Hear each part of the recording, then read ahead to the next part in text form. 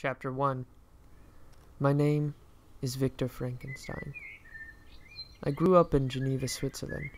My family is one of the best-known families in Switzerland. For many years, members of my family held public office.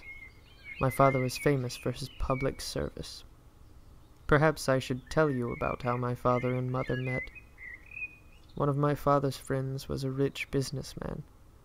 Once, a deal this man worked on went bad, but he kept his word to all the people who trusted him. He paid off everyone who had lost money, but he was left without a cent. He and his daughter became very poor. They had to move away from the city of Geneva.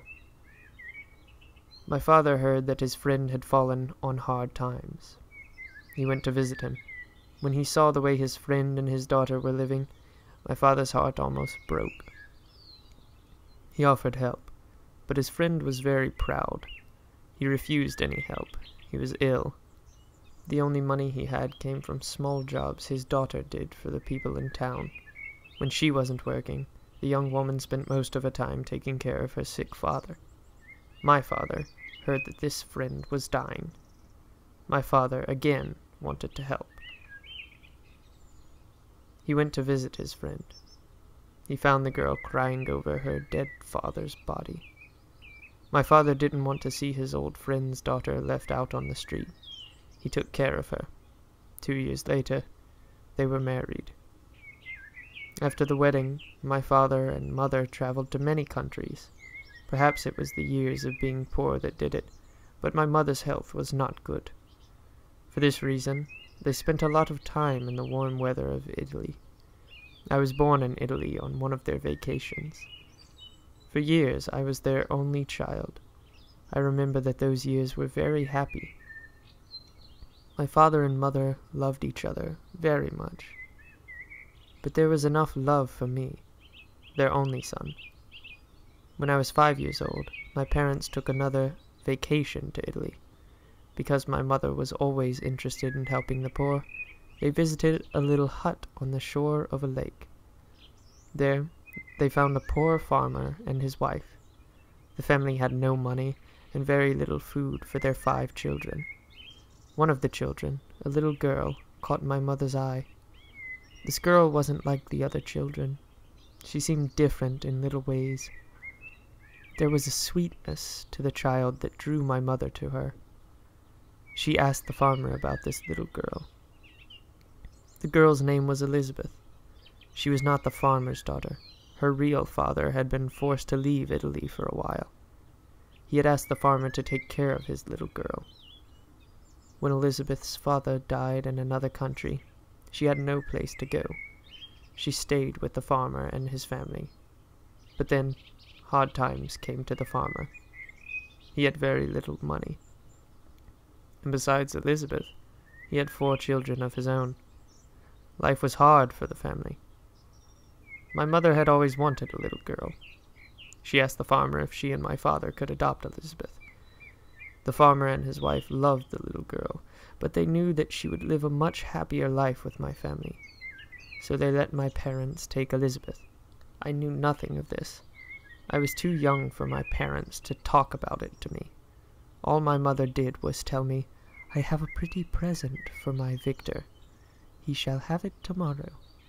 The next day, she presented Elizabeth to me. Elizabeth and I grew up together. There was only a year's difference in our ages. We never fought. We loved each other in a way brother and sister cannot. No tears, no ugly words ever darkened our days. We called each other cousin, and shared a deep love until the day she died. Elizabeth loved Switzerland. She loved the mountains and the lakes. She was always interested in art and beauty. I was different. While Elizabeth would get excited about how beautiful things were, I always wanted to know what made them the way they are. Even as a child, I was becoming a man of science. When I was 7 years old, my brother Ernest was born.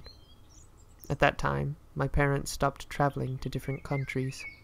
We had a house in the city of Geneva.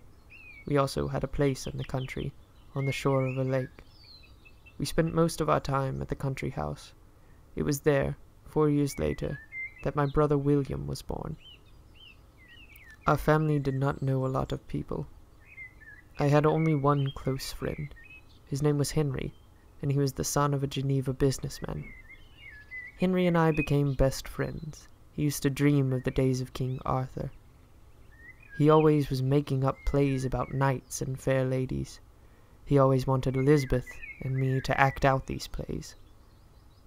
Henry, Elizabeth, and I spent our childhoods together. We were like 3 parts of one person. Elizabeth was the soul, Henry was the heart, and I was the mind. Henry kept telling stories of heroes and great adventurers. Elizabeth had her art, and I began to study science. You must understand that I was quite young. I knew little about science. I read any books that I thought might explain the wonders of science. I found a number of these books in my father's library. They were by men who lived a long time ago. One day, my father found me reading one of these books. "Ah, you're reading this," my father said. "My dear Victor, don't waste your time on this. It is sad garbage."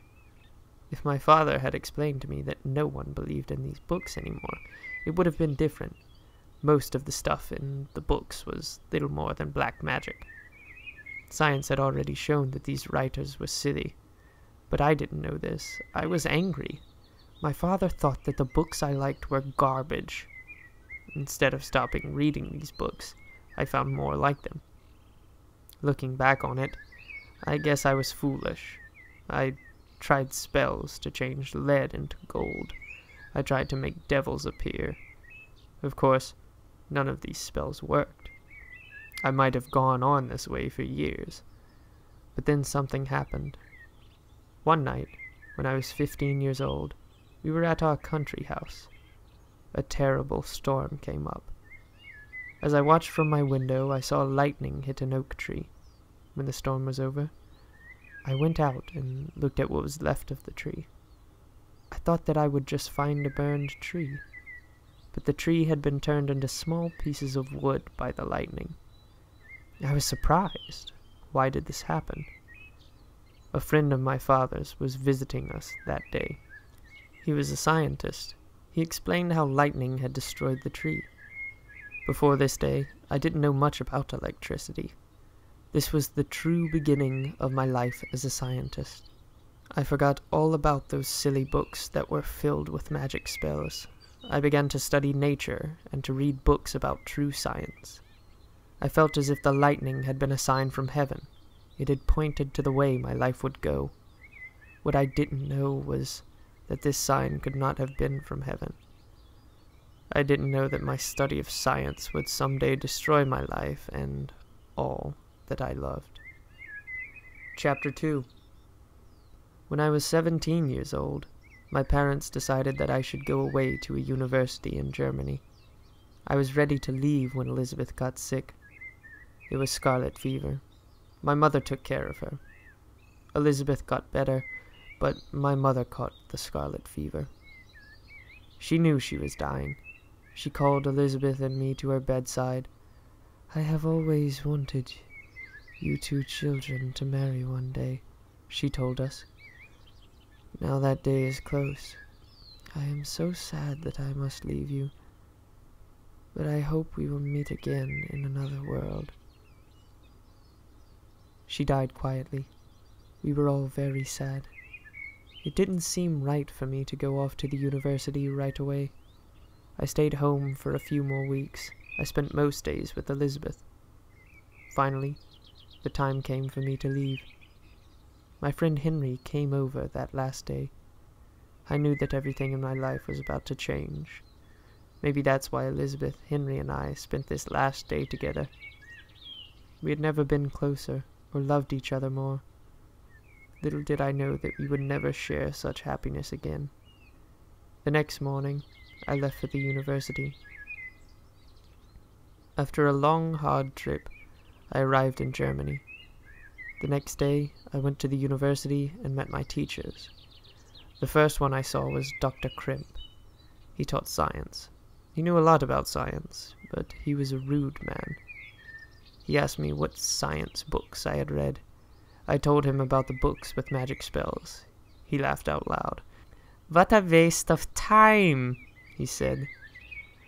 "Nobody bothers with those books anymore. You'll have to start your studies all over again." He gave me a list of books to buy. He told me about another teacher, Dr. Waldman. Dr. Waldman taught chemistry. I took Dr. Crimp's book lists, but I wasn't planning on going to his classes.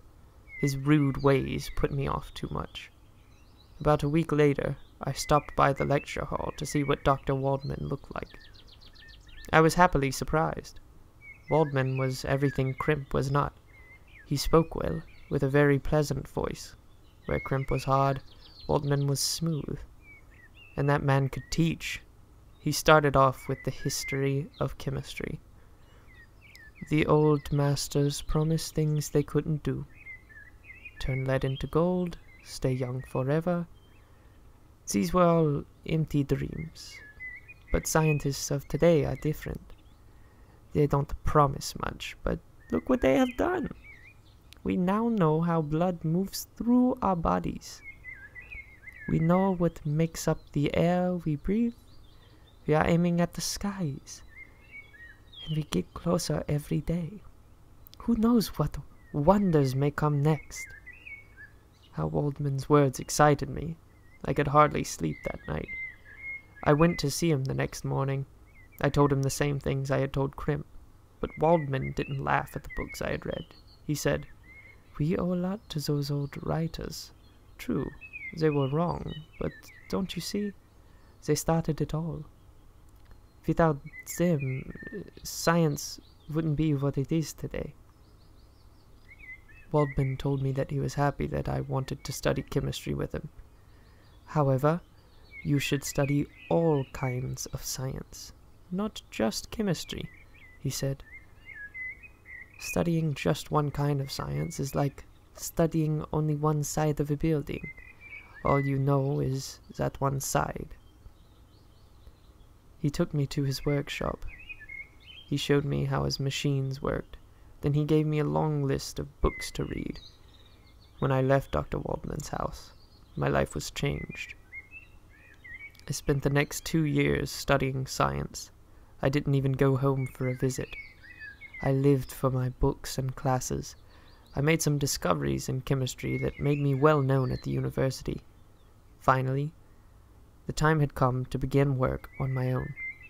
But what would that work be? I thought of going home to Geneva. I wanted to visit my family and friends. But then something happened that made me stay where I was.